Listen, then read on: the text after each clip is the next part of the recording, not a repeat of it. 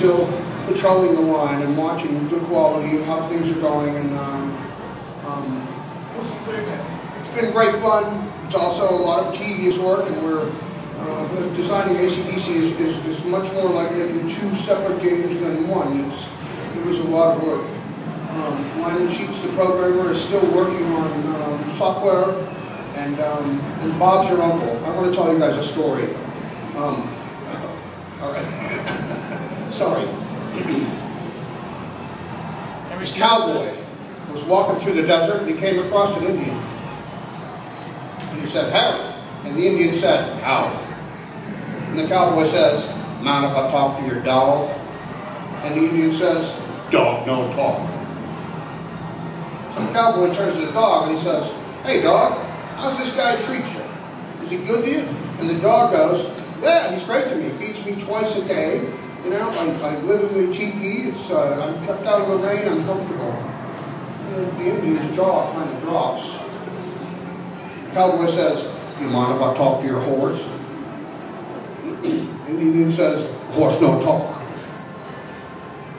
The cowboy walks up to the horse and he says, "Hey horse, how does this Indian treat you?" And the horse said, "It's great. It's absolutely great. He keeps me out of the weather. I get fed, ridden, brushed. It's wonderful." The Indian's jaw drops again. The cowboy says, "Mind if I talk to your sheep?" And the Indian says, "Sheep lie." Enough of that. I like that joke. I don't think bad jokes. Anyway, it's one of my jokes. We had a lot of fun and also a lot of trial and tribulation on AC/DC. In the beginning, they only wanted to give us 5 songs, and we wanted much more. And we set up our whole thought process to make a game that sounded better than any other pinball machine. And so we set out to re-engineer the system, and it was like surprisingly easy once we had a good engineer come in and look at the speaker resonance frequency and the cabinet volume, and he set up the test and actually told us, just by cutting the round hole and getting rid of all the cutout fins, like an old radio that used to have slots cut in the cabinet, because it's cheap. He said, just by taking that out, you'll get 60% of the bass back. So that's what we did. And then we also had a pretty good breakthrough in working on the speakers in the back panel. We got a lot more overhead out of the amplifier. The amplifier would not have to work as hard, and it would be much cleaner if we hooked up the speakers in series and connected a 10 microfarad capacitor as a crossover network.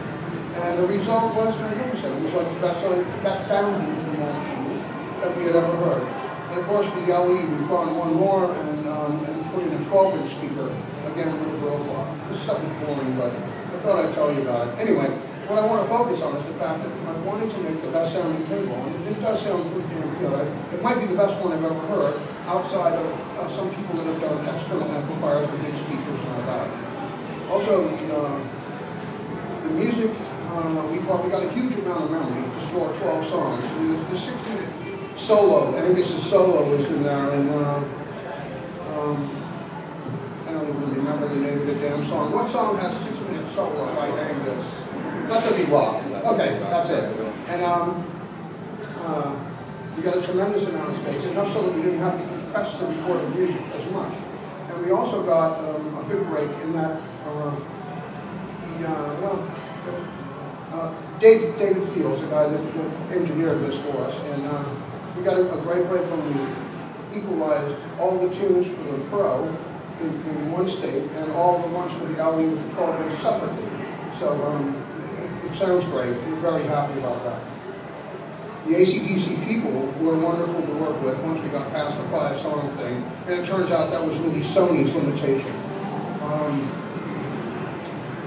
After a bit, they just sort of turned us loose. I explained what we wanted to do in the game, and they said, go ahead. And then it became very easy. And we got so much reference material, I couldn't receive it even by an FTP site. We all had to get hard drives because there's just tons and tons of stuff they gave us. Incredible reference material. John Yelsey worked on the art on the press model, but we have a new director. His name is Stephen Jensen, and he did the LE Leopard Rock and Back in Black back glasses, as well as the cabin bar for Leopard Rock. Now, that's not true. Yeah, that is true. Look, I've had 6 hours sleep in the last 72. I can't sleep on planes. Gary Flowers dragging me around all around town. That's not real easy.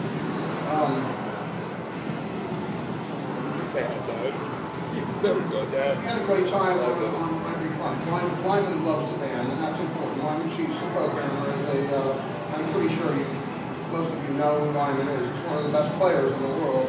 And he plays incredible code that rarely has any bugs. In fact, I haven't really seen him release any code or put it in the game room with a single bug. He fixes them all before he brings it out. It's incredible. There's a lot more coming too. He's got some wizard features coming in Encore, I think it's called, and wow. We will also have the option soon to, I think now when we play ACDC, it plays a tune from the beginning on each ball.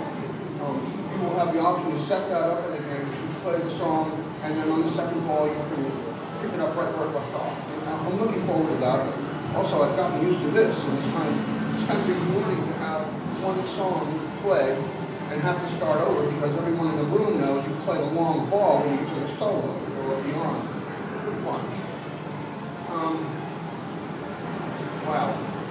I'm kind of exhausted, but I'd be happy to answer any questions you have about any of my games. And maybe I should tell a story. I don't know. I'll tell you a pinball story. It's like, it really is a true story from a long time ago. We made a game called Black Knight, and it did very well, and we were promoting it. We went to England, and people put on a big show here. I forgot, it might have been Beast, I'm not sure. He was our, yeah, it was them. And then there was, then we would go to Players Special Experience, I think it was called, even then, in France. Okay, the French people went crazy. A guy named, well, I shouldn't say his name, I'll call him Francois. Okay, anyway, they rent an entire nightclub, and it's like, it has an outside cafe with 100 tables, it's huge, and there's glass doors that open up in a row, and they have a gigantic stage, and tons of,